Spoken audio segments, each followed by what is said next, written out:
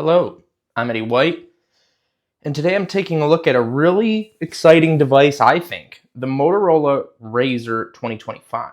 Now, my wife, she has actually the Motorola Razr 2024, so I'll see if I can get some comparison videos up for you. This version, quite frankly, hasn't seemed to have changed too much from last year, but the thing that changed for me is while I'm using my OnePlus 13, this is my normal phone, my daily driver, I was able to pick up the Motorola Razr for just 165 bucks, with some caveats, of course, right? This is a multi-$100 phone. How was I able to get it for under 200 bucks?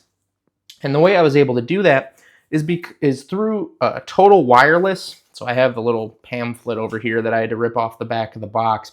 But through Total Wireless, at least at the time I ordered this, before it came out, actually, I had to pre-order. I was able to get the device for free if I paid for 3 months of service. And it's truly free. It's not like free, but you have a 2-year contract, and then there's an early termination fee. As far as I can tell, it was truly free, but you had to port in a number. Now, I didn't want to port in my number from T-Mobile, which is what I'm using here on my OnePlus 13. And so what I did was register a Google Voice number.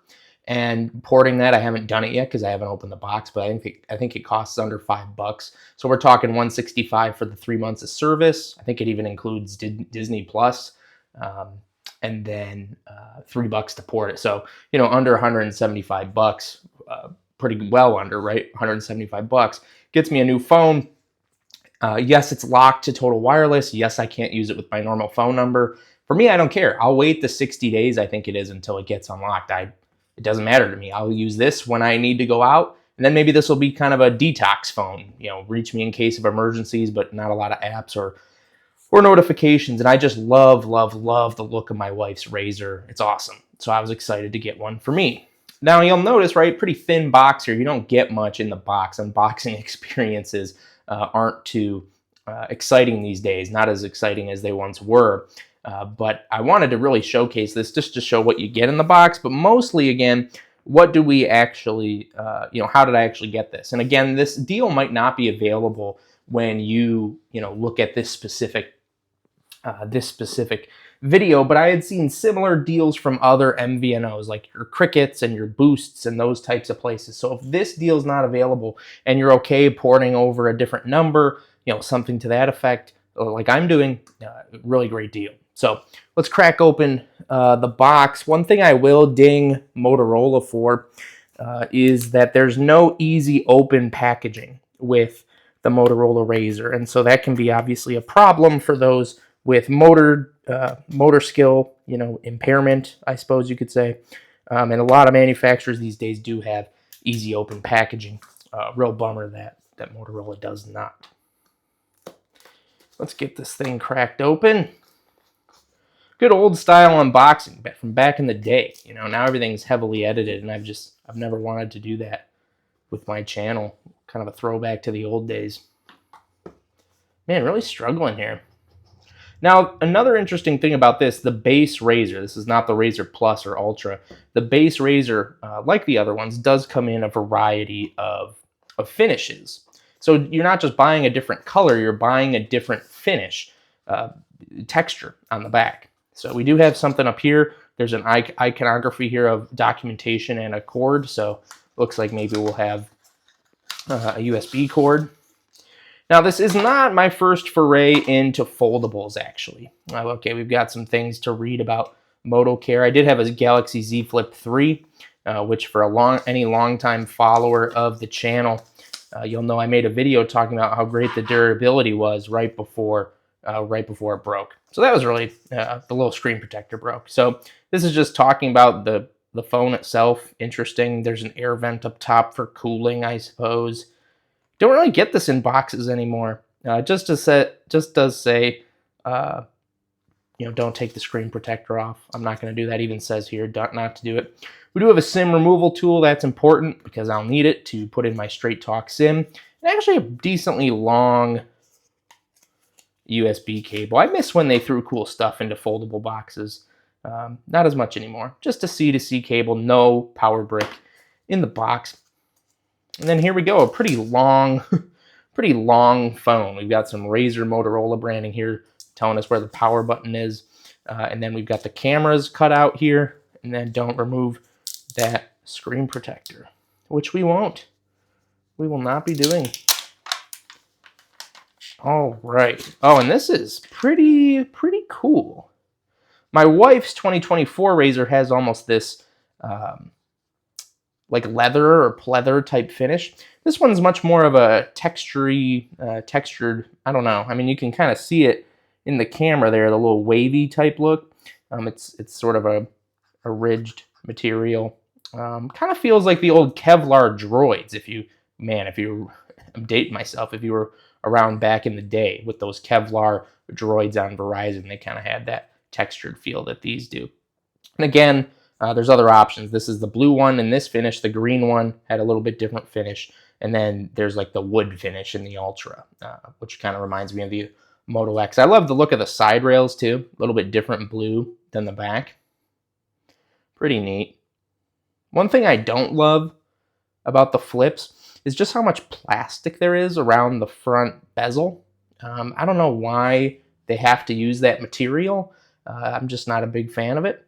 And then we do have as well the hinge, and the fold, right? I mean, you can't even see the little crease in the fold unless, see if I get the angle right, you can kind of see it. But, you know, my finger just passes over it much easier than it used to on the Z Flip 3. I mean, that was kind of like a divot. I mean, this is really smooth.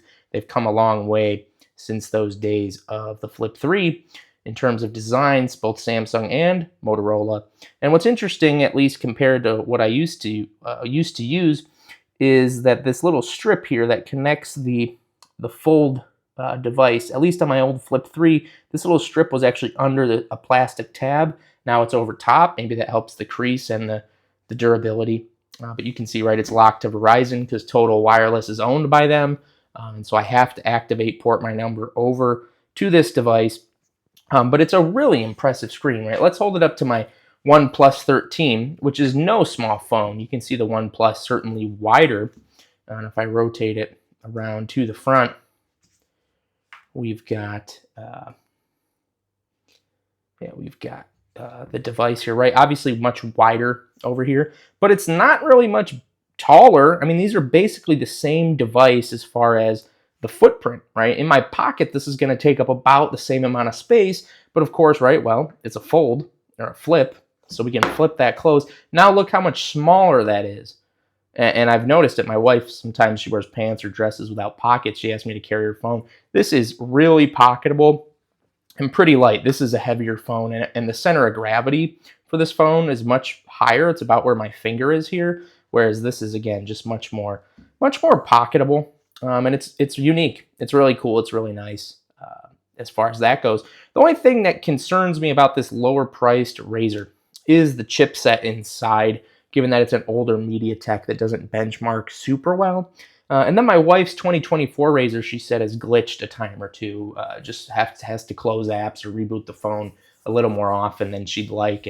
And some of those things she showed me, and it was sort of, if you imagine Android from a decade ago, where you'd get some glitches and freezes occasionally. It's just things I haven't seen in a really long amount of time. So I'm hoping that those are resolved.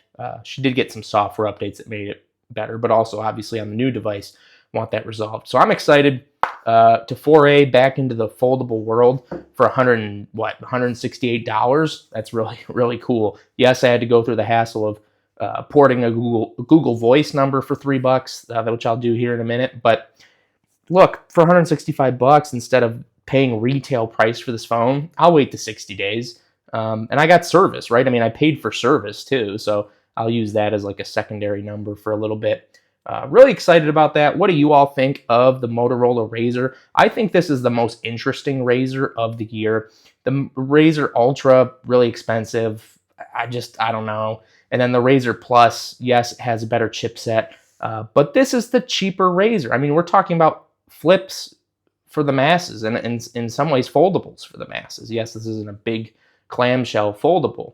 Or I guess this is a clamshell, but this isn't a big foldable like Galaxy Z Fold or some of the Oppo folds.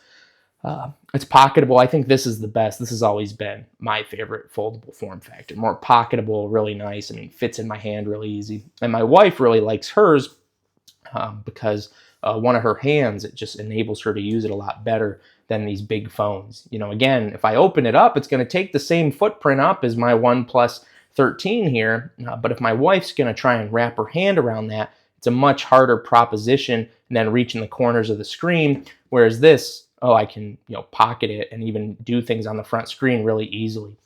So this has been me, Eddie White, just talking about, I don't know, tech and things that interest me. And this was really interesting. 165 bucks, 3 months of 5G service on Total Wireless, and you get the phone after all that. So that's really cool to me. So yeah, this is Eddie, and I'm out.